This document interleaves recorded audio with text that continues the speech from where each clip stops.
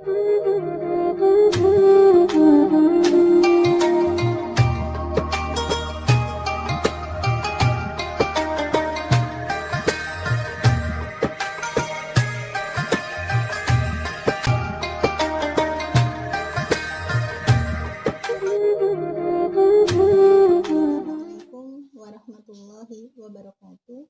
Alhamdulillahirabbil alamin. Shalatu wassalamu ala asrofil anbiya wal mursalin wa ala alihi washabihi ajmain, amma ba'du. Alhamdulillah, puji syukur kita panjatkan kehadirat Allah karena pada kesempatan kali ini kita masih bisa berjumpa kembali dalam kondisi sehat tanpa kurang suatu apapun. Kedua kalinya sholawat serta salam semoga senantiasa tercurah kehadirat junjungan kita Nabi Agung Muhammad Sallallahu Alaihi Wasallam beserta para keluarga dan sahabat. Ahwati fillah, berjumpa kembali dalam forum Inspirasi Sore Ramadan yang insya Allah pada kesempatan kali ini kita melanjutkan pembahasan tentang pentingnya menuntut ilmu. Jadi Islam menekankan sekali kepada umatnya untuk thalabul ilmi atau menuntut ilmu. Sebagaimana hadis yang diriwayatkan oleh Ibnu Majah, thalabul ilmi faridatun ala kulli muslimin wal muslimah, bahwasanya menuntut ilmu itu adalah kewajiban bagi seorang muslim dan muslimah. Ahwati fillah, Imam Al-Ghazali membagi ilmu menjadi dua kelompok. Yang pertama adalah ilmu dunia, yaitu ilmu yang digunakan untuk menjalani kehidupan di dunia, dan biasanya ilmu itu berdasarkan eksperimen atau pengalaman. Yang kedua adalah ilmu akhirat, yaitu ilmu yang berdasarkan pada nasara dari Al-Quran, As-Sunnah, Ijma, dan Qiyas. Lalu kita harus memilih yang mana?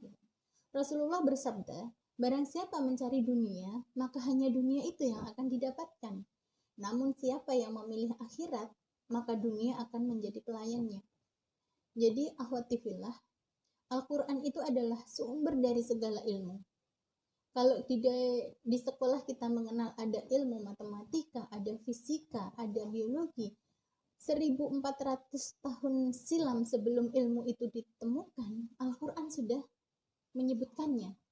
Seperti misalnya ilmu biologi, itu bisa kita lihat dalam surat Al-Anbiya ayat 30 yang menjelaskan bahwasanya air adalah sumber kehidupan dan makhluk hidup itu 50-90% terdiri dari air. Kemudian ilmu tentang matematika, tentang penjumlahan misalnya, disebutkan dalam surat Al-Kahfi ayat 25. Sementara untuk pengurangan disebutkan dalam surat Al-Ankabut ayat 14. Pun dengan ilmu fisika, disebutkan dalam surat Al-Buruj tentang matahari adalah sumber dari pusat tata surya. Ahwati fillah, dewasa ini banyak kita jumpai fenomena yang sangat memprihatinkan. Betapa minimnya semangat untuk mempelajari ilmu agama. Ini tentu saja bertolak belakang dengan semangat mereka untuk mempelajari ilmu dunia. Betapa banyak orang berlomba-lomba untuk mengejar dunia, mengorbankan materi, jauh dari keluarga, meninggalkan kampung halaman, bahkan sampai ke luar negeri. Fillah, mungkin sebagian dari kita menganggap bahwasanya hukum menuntut ilmu agama itu adalah sunnah saja. Lalu, sebetulnya bagaimana hukum menuntut ilmu dalam pandangan Islam? Jadi, dalam Islam itu ada 4 hukumnya. Yang pertama adalah fardu ain. Fardu ain itu wajib atas semua umat Islam, tidak bisa diwakilkan kepada yang lain. Contohnya adalah ilmu tentang perkara ibadah dan muamalah. Kemudian yang kedua adalah fardu kifayah. Fardu kifayah itu jika sudah ada muslim yang mempelajari, maka gugur kewajiban muslim yang lain. Contohnya adalah ilmu kesehatan. Tidak semua muslim harus mempelajari ilmu kesehatan, menjadi dokter misalnya, atau menjadi perawat. Jika sudah ada umat Islam atau kaum muslimin yang menjadi perawat atau dokter, maka gugur kewajiban muslim yang lain. Kemudian yang ketiga adalah mubah. Mubah itu boleh kita pelajari, tetapi untuk meruntuhkan teori tersebut. Contohnya adalah mempelajari teorinya Darwin tentang evolusi makhluk hidup, di mana di situ dikatakan bahwasanya manusia itu evolusi dari kera. Jadi kita mempelajari ilmunya untuk mematahkan argumen tersebut, bukan untuk meyakini. Kemudian yang keempat adalah haram. Haram itu jika kita lakukan maka kita akan berdosa. Contohnya adalah mempelajari ilmu sihir atau ilmu hitam. Lalu, kenapa kita harus menuntut ilmu? Yang pertama adalah karena menuntut ilmu itu adalah perintah Allah.